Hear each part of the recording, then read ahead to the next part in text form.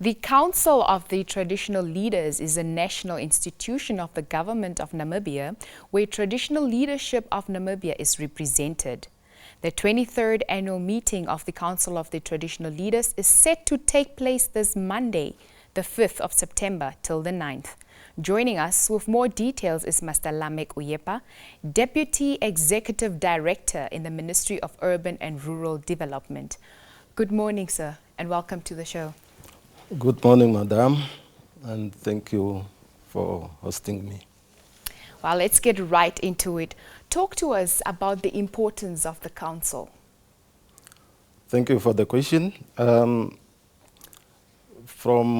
Right from independence in 1990, the government of Namibia has recognized the importance of our traditional authorities. This was illustrated by the Constitution, by the provision in the Constitution under Article 12. Article 12 of the Namibian Constitution provides for, Article 102 of the Namibian Constitution provides for the structures of regional, local government, and traditional authorities. Now, the provisions of this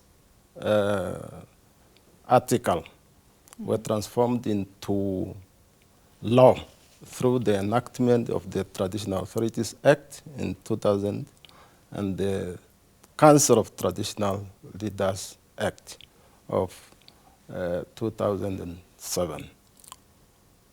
So tell us, Mr. Lamek, what is the contribution that the council does in terms of governance and national building?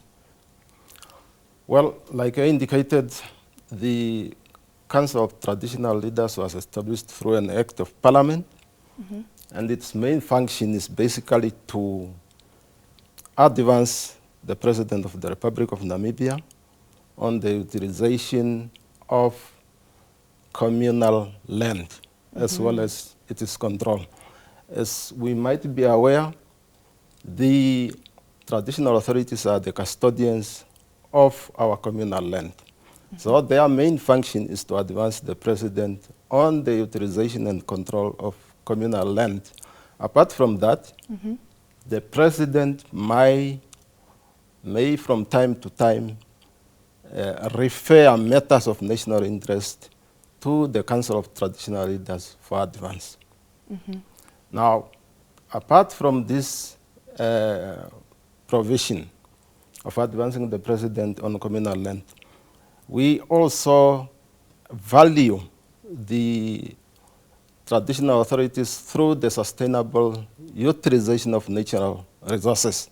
As you know, in our communal areas, we have communities that are making use of land, they are making use of water, all the other natural resources. And the sustainable utilization of these resources can only be guaranteed if our traditional leaders are given the necessary tools and the necessary authority to ensure that these resources are sustainably used for the benefit of the current and future generations. Very well. So describe to us the cohesion between the various traditional authorities. Yeah, since the enactment of the Traditional Authorities Act in 2000 and the Council of Traditional Leaders Act in 1997, we have basically not seen a lot of problems among traditional authorities themselves. So I can say with confidence that so far the relationship between and among our traditional leaders has been peaceful. Of course, there have been incidents of traditional authorities having disputes over their borders.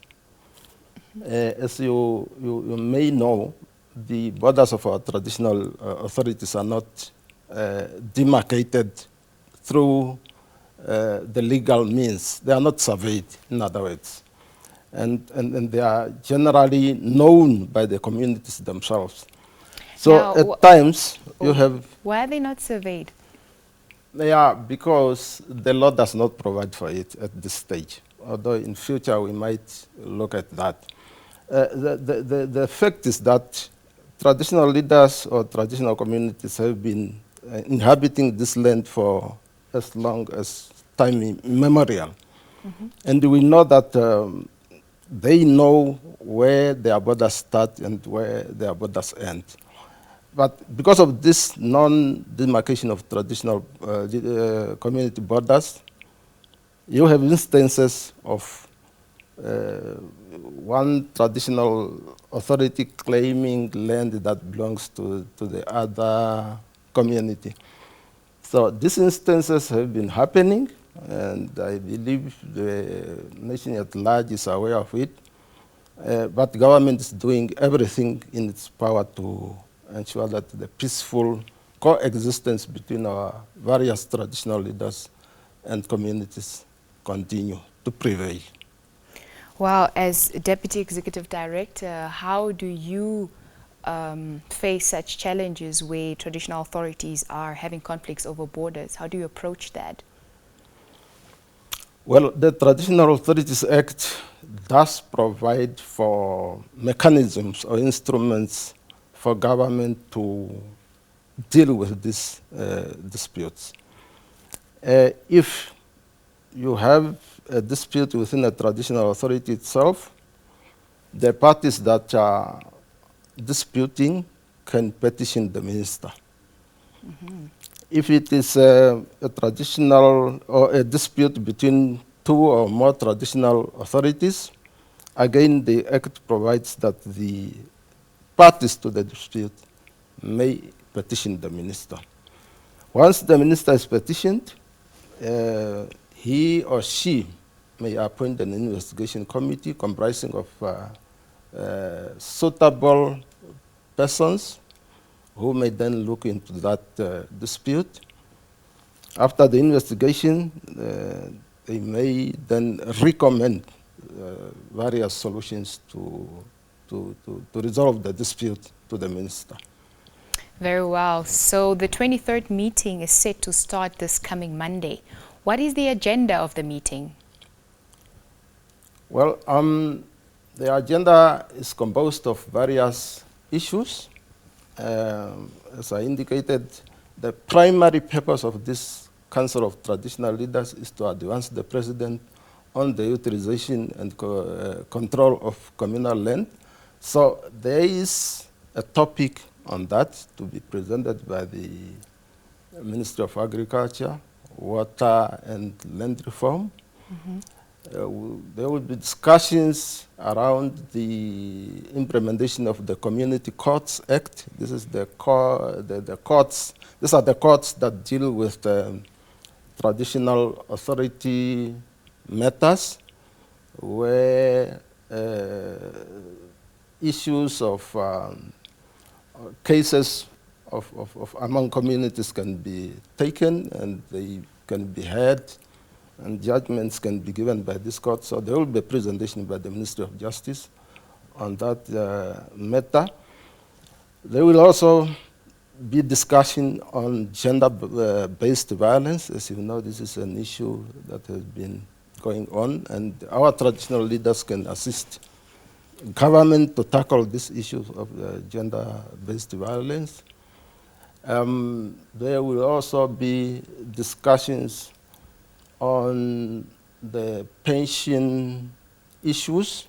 As you know, most of our pensioners live within the jurisdiction areas of our traditional authorities.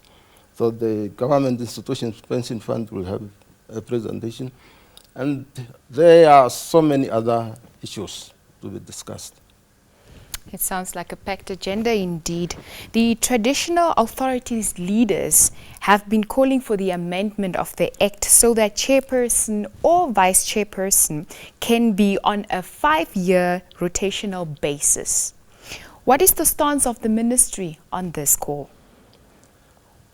Well, we recognize the need to amend the Traditional Authorities Act, and we are in agreement with the demands or proposals by the traditional authorities to have these amendments enacted.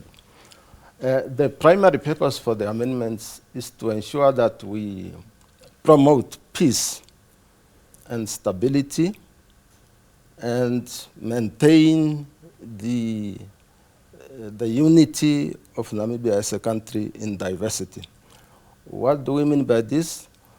We have been observing a trend where communities that have been living together for centuries are becoming fragmented through applications of recognitions from people who have been living together all these years, and suddenly they are no longer the same. So we have a trend of too many applications for recognitions of traditional communities as separate communities from the ones where they are now. What's the cause of that? Basically, there are various reasons for that. And like I said, the real issue here is about status. Many people think they should be the chief, and for you to be a chief, then you need to have your own community. And that's why these applications are coming all the time. Apart from that, of course, we have this trend of disputes among communities once the head of the traditional authority passes on. We call them succession disputes. People cannot just agree on who should take over after the late chief. So we are primarily amending the traditional authorities to address these issues and to make sure that peace and stability is maintained within a unitary state, although we recognize that Namibia is a country of various tribes, but we need to live together in diversity and harmony. Yeah, the As issue you of the chairperson, the Mr. term of office. I just have to ask this one before you just continue. It's just, is an amendment to the Act already on the cards? Yes, we have the amendments being prepared as we speak. We have the draft. The drafting is already taking place, and probably before the end of this year, we are going to go to Cabinet and Parliament. All right, thank you so much. Of these amendments, yes. Thank you so much. We wish you all the best for the meeting that is coming up, Mr. Lamek. Yes, thank you very much, and it's my pleasure. That was Mr. Lamek Uyepa, Deputy Executive Director in the Ministry of Urban and Rural Development, sharing on the 23rd annual meeting that is set to take place this coming Monday.